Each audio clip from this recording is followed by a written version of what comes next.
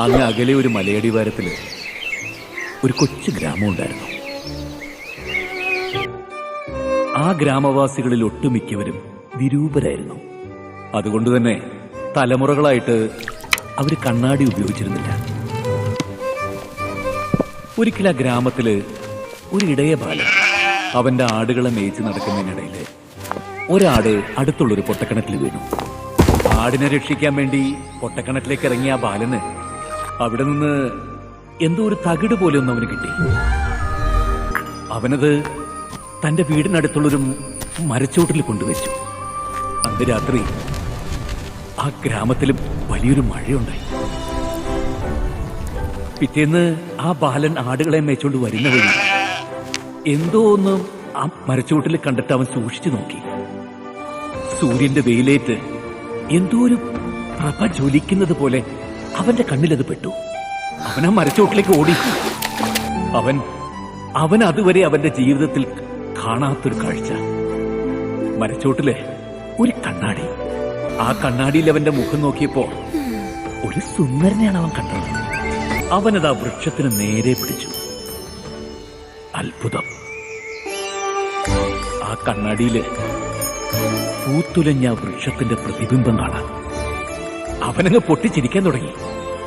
സന്തോഷം കൊണ്ട് അവൻ ആ ഗ്രാമം മുഴുവൻ കിടന്നങ്ങ് ഓടി. അവനവന്റെ ജീവിതത്തിലെ സ്വപ്നങ്ങളെ തിരിച്ചറിയാനുള്ള വലിയൊരു ശക്തി ആ കണ്ണാടി കൈവശമുള്ളവർക്കുണ്ടായിരുന്നു.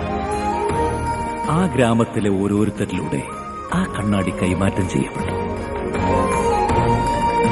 തന്റെ കൂട്ടുകാരന്റെ, കൂട്ടുകാരിയുടെ, സഹോദരന്റെ, സഹോദരിയുടെ, ഭാര്യയുടെ, ഭർത്താവിന്റെ, അമ്മയുടെ, അച്ഛന്റെ, മകന്റെ, മകളുടെ, അങ്ങനെ എല്ലാവരുടെ സ്വപ്നങ്ങളും അവരതിലൂടെ കാണാൻ തുടങ്ങി. പക്ഷേ ഒരു മുത്തശ്ശി മാത്രം ആ കണ്ണാടി കാണാൻ കൂട്ടാക്കിയില്ല. അവര് ആ അടച്ചിട്ട മുറിയിൽ തന്നെ ഇരുന്നു. ആ മുറിയുടെ പുറത്തു വന്നു നിന്ന് ആ ഇടയബാലൻ ഉറക്കെ വിളിച്ചു. വാതിൽ തുറന്ന് വൃദ്ധയായ സ്ത്രീ പുറത്തു വന്നു. തന്റെ സ്വപ്നങ്ങൾ എന്നും മറച്ചു പിടിക്കാനാണ് അവൻ ശ്രമിച്ചിട്ടുള്ളത്. അവരാ കണ്ണാടിയുടെ നേരെ പതുക്കെ പതുക്കെ നടന്നു. ആ കണ്ണാടിയില് അവര് നോക്കി നിന്ന് കുറെ നേരം കരഞ്ഞു. ആ കരച്ചിൽ സാവധാനം പുഞ്ചിരിയായിട്ട് മാറി. അവരുടെ ആ വെള്ളം മുടിയിഴകൾ കറുപ്പുള്ളതായി, ചുളിഞ്ഞ മുഖം സുന്ദരമായി, ആ മുഖം പ്രകാശമുള്ളതായി. കണ്ണാടിയിൽ മുഖം ദർശിച്ചവരൊക്കെ പ്രകാശഭരിതരായി.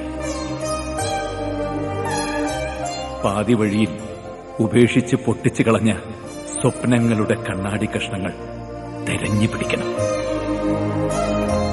ഒരു വട്ടം കൂടി നിങ്ങളെ അതിൽ കാണണം, നിങ്ങളായിട്ട്. അവിടെ സുന്ദരമായൊരു പുതിയ ലോകം ഉടലെടുക്കും.